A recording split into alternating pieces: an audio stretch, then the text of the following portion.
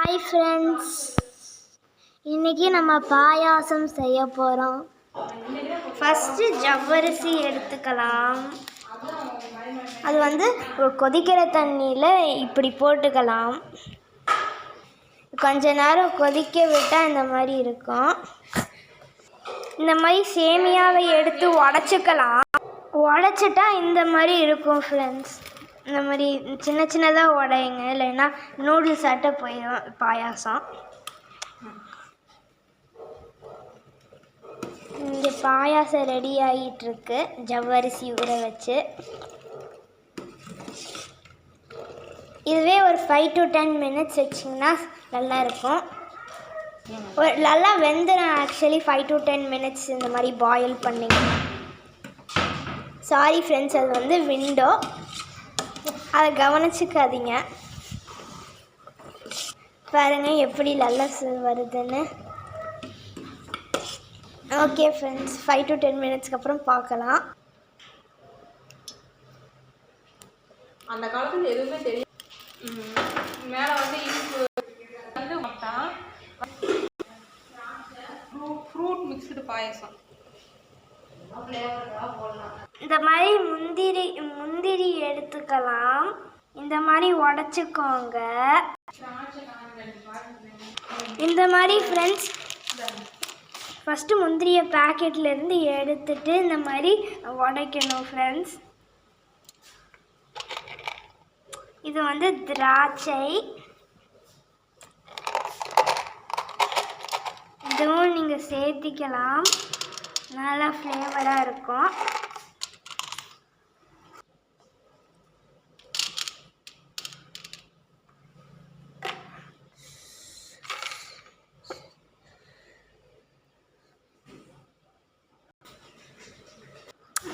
Friends, வெந்ததுக்கப்புறம் கொஞ்சம் இந்த மாதிரி இருக்கணும். ஆனால் நாங்கள் இன்னும் 2 minutes வேக விடுவோம். பாருங்க. ஓகே, நெக்ஸ்ட்டு சேமியாவை போட்டுக்கலாம்.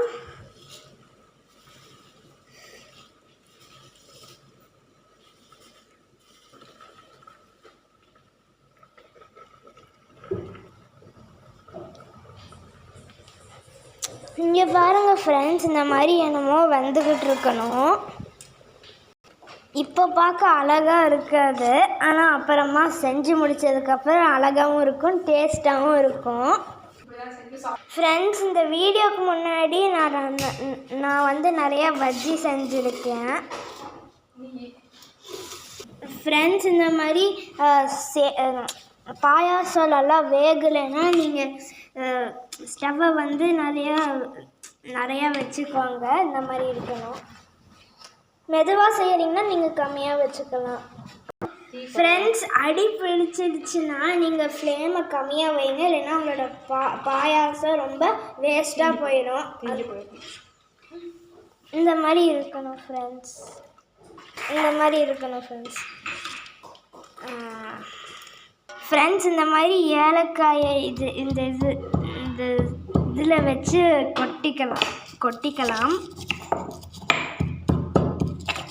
நைஸாக இது பண்ணுங்கள்.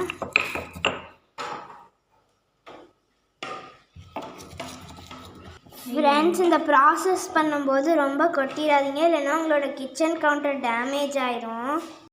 ஃப்ரெண்ட்ஸ், உங்களால் இது பண்ண முடியாதுன்னா மிக்சியில் போட்டு கொஞ்சம் சர்க்கரை போட்டு அரைச்சிக்கோங்க.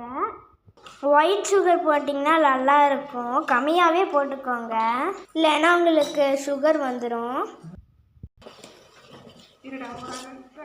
ஓகே ஃப்ரெண்ட்ஸ், இப்போ 2 நிமிஷம் விடுங்க. ஃப்ரெண்ட்ஸ், இந்த மாதிரி பொங்கி மேலே வருது பாருங்கள். இப்போ நல்லா வெந்திருக்கும் ஃப்ரெண்ட்ஸ். இங்கே பாருங்கள், கொஞ்சம் கம்மியான இடம் தான் இருக்குது குண்டாலேயே. இதுக்கப்புறம் சர்க்கரை போட்டுக்கோங்க. ஃப்ரெண்ட்ஸ், பாயாசம் நிறையா செய்யறீங்கன்னா இந்த மாதிரி இவ்வளோ எடுத்துக்கோங்க. இது முந்திரி, இது திராட்சை. உங்களுக்கு சரியாக கண்ணு தெரியலனா ஃப்ரெண்ட்ஸ், இந்த பஜ்ஜி ரொம்ப வாசனமாக இருக்குது. ஃப்ரெண்ட்ஸ், இந்த சைஸில் ஒரு டம்ளர் சுகர் போட்டுக்கோங்க. இத்தனை சுகர் வச்சாலும் உங்களுக்கு டயபெட்டிஸ்லாம் வராது.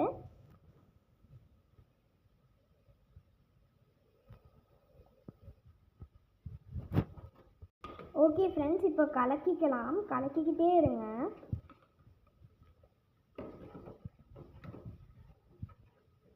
இப்படியே ஒரு 2 நிமிஷத்துக்கு கலக்கிக்கிட்டு இருங்க ஃப்ரெண்ட்ஸ். உங்களோட சுகர் டப்பா காலி ஆயிடுச்சுன்னா சுகரை ரீஃபில் பண்ணிக்கோங்க. பாயாசம் ஃப்ரெண்ட்ஸ், இங்கே பாருங்கள், பாயாசம் இன்னும் ரெடி ஆகலை, நான் சொல்லிட்டு இருக்கேன். இங்கே பாருங்கள்,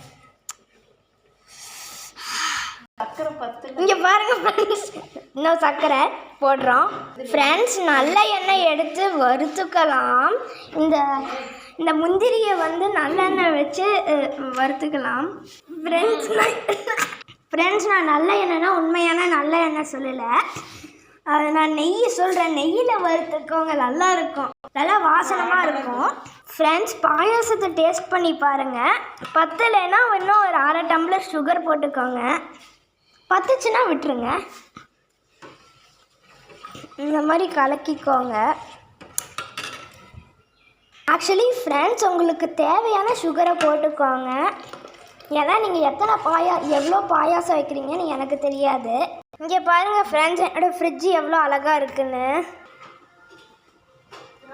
ஃப்ரெண்ட்ஸ், இங்கே பாருங்கள், நெய்யில் வறுத்துனதுக்கப்புறம் கொஞ்சம் கோல்டன் ப்ரௌன் கலரில் வரணும் ஃப்ரெண்ட்ஸ். இங்கே பாருங்கள் ஃப்ரெண்ட்ஸ், திராட்சையெல்லாம் இப்படி தான் வறுக்கணும். ஒரு 30 செகண்ட்ஸ்க்கு இந்த மாதிரி பண்ணிங்கன்னா கரெக்டாக இருக்கும்னு நினைக்கிறேன். 30 to 15 செகண்ட்ஸ். 15 50 இல்லை 15.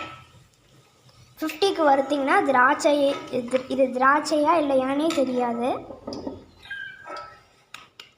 ஃப்ரெண்ட்ஸ், ஏலக்காய் நம்ம இப்போ பாயாசத்துக்குள்ளே போட்டுட்டோம். இங்கே மல்டி டாஸ்கிங் பண்ணிகிட்ருக்கோம். கிக்கலாம்.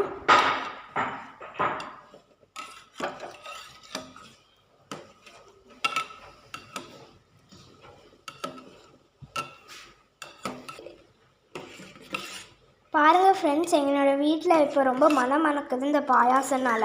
ஓகே ஃப்ரெண்ட்ஸ், இப்போ இதெல்லாமே போட்டுக்கலாம். கேமராவில் பார்க்க அகலியாக இருக்கலாம், ஆனால் உண்மையான லைஃப்பில் பார்த்திங்கன்னா ரொம்ப அழகாக இருக்குது.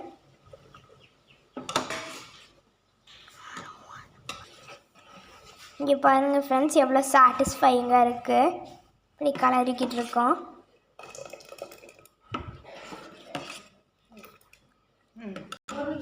ஒரு 30 செகண்ட் இதெல்லாமே போட்டுட்டு கலரிக்கோங்க.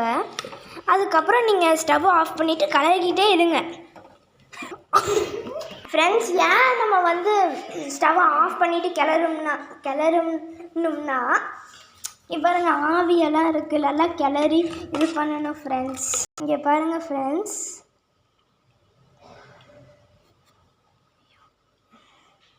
கீழே ஊற்றுங்க.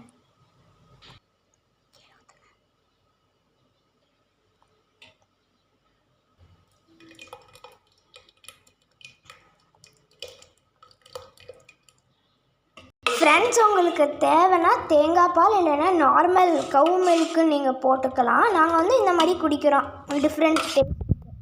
ஃப்ரெண்ட்ஸ், நீங்கள் பால் போடுறீங்கன்னா ஒரு கொதிக்கு அப்புறம் நீங்கள் எடுத்துடலாம் ஸ்டவ்லேருந்து, நீங்கள் குடிக்கலாம். கொஞ்சம் லைட்டாக ஆற வச்சு சூடாக குடிச்சிங்கன்னா நான் அப்படி தான் ப்ரிஃபர் பண்ணுவேன், நல்லாயிருக்கும் சூடாக. ஃப்ரெண்ட்ஸ், இந்த மாதிரி இருக்கணும். ஃப்ரெண்ட்ஸ், இந்த மாதிரி ரைட்டாக பாயாசத்தை செஞ்சிட்டிங்கன்னா கறி துணியை எடுத்து தொடச்சிக்கோங்க. தொடச்சாச்சு ஃப்ரெண்ட்ஸ். ஃப்ரெண்ட்ஸ், இதுதான் ஃபைனல் ரிசல்ட் பாயாசம். ஃப்ரெண்ட்ஸ், நான் செஞ்ச பஜ்ஜி ஃப்ரெண்ட்ஸ்.